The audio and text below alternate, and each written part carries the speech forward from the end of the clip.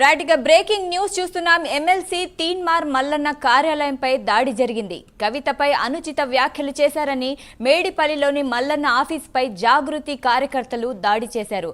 మల్లన్న ఆఫీస్లోని ఫర్నిచర్ను ధ్వంసం చేశారు. దీంతో మల్లన్న గన్మెన్లు గాల్లోకి 5 రౌండ్లు కాల్పులు జరిపారు.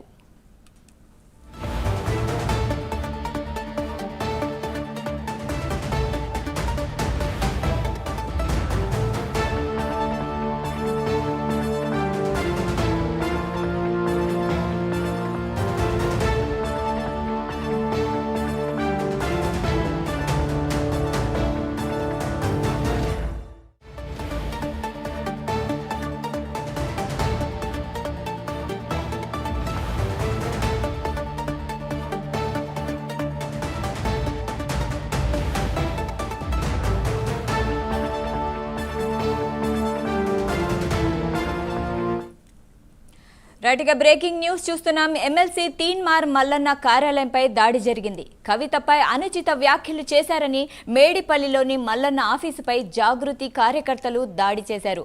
మల్లన్న ఆఫీసులోని ఫర్నిచర్ను ధ్వంసం చేశారు. దీంతో మల్లన్న గన్మెన్లు గాల్లోకి 5 రౌండ్లు కాల్పులు జరిపారు. దీనిపై మరింత సమాచారం మా ప్రతినిధి చందు లైవ్లో అందిస్తారు. చందు, చెప్పండి.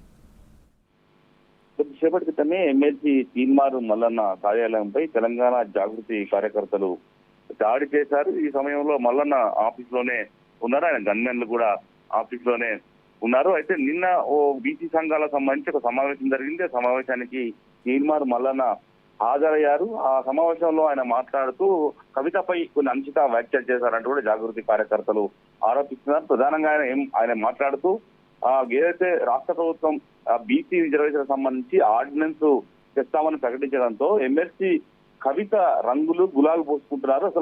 అసలు బీసీ నినాదానికి అదేవిధంగా బీసీ రిజర్వేషన్లకు కవితకు సంబంధం ఏంటి? ఆమె మాతృకాష్టి తిన్నారా, అదే మాతో మంచం షేర్ చేసుకున్నారా, కంచం షేర్ చేసుకున్నారా అంటూ కూడా కొన్ని వ్యాఖ్యలు అయితే ఆయన చేశారు. దీనిపైనే జాగృతి కార్యకర్తలు మండిపడుతున్నారు. అసలు కవితకు సంబంధం ఏంటి? కవిత కొద్ది రోజులుగా బీసీ ఉద్యమాన్ని మీదేసుకుని ఆమె పనిచేస్తున్నారు. అదేవిధంగా బీసీ సంబంధించిన రిజర్వేషన్లపై పోరాటం కొనసాగిస్తున్నారు. రైతులకు కూడా ఇటీవలే పిలుపునిచ్చిన క్రమంలో ఈ కార్యకర్తలు తీర్మాన మల్లన్న వ్యాఖ్యల్ని జీర్ణించుకోలేకపోయారు. దీంతో కొంత వాళ్ళంతా కూడా ఆవేశంతోనే ఈ యొక్క తీర్మాన మల్లన్న కార్యాలయంపై దాడి చేసినట్టుగా తెలుస్తుంది. ఆ సమయంలో మల్లన్న తీర్మాన కార్యాలయంలో ఉన్నారు. ఈ సమయంలో కార్యకర్తలు ఒక్కసారిగా లోపలికి వచ్చారు. అక్కడ ఉన్న ఫర్నిచర్ ని ధ్వంసం చేశారు. అదేవిధంగా అక్కడ ఉన్న అద్దాలు లోపల ధ్వంసం చేశారు.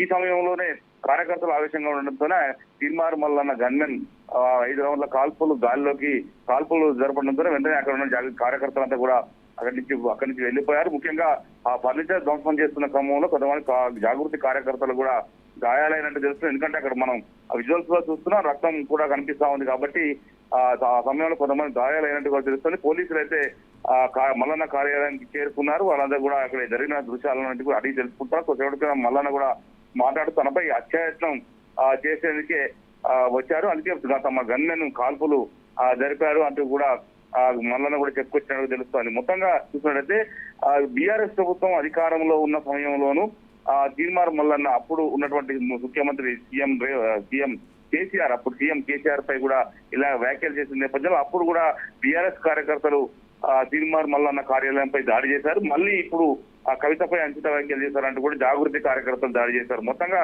చూసినట్టయితే కొంత ఇటీవల కాలంలో ఈ దాడుల సంస్కృతి అయితే కొంత తెలంగాణలో పెరిగిందనడానికి ఇది నిదర్శనంగా చెప్పవచ్చు. గతంలో వేరే రాష్ట్రాల్లో ఇలాంటి దాడులను చూసాం కానీ ఇటీవల కాలంలో మాత్రం తెలంగాణలో కూడా ఈ సంస్కృతి వచ్చిందనేది మనకి ఈ దాడుల ద్వారా చాలా స్పష్టంగా అర్థమవుతోంది.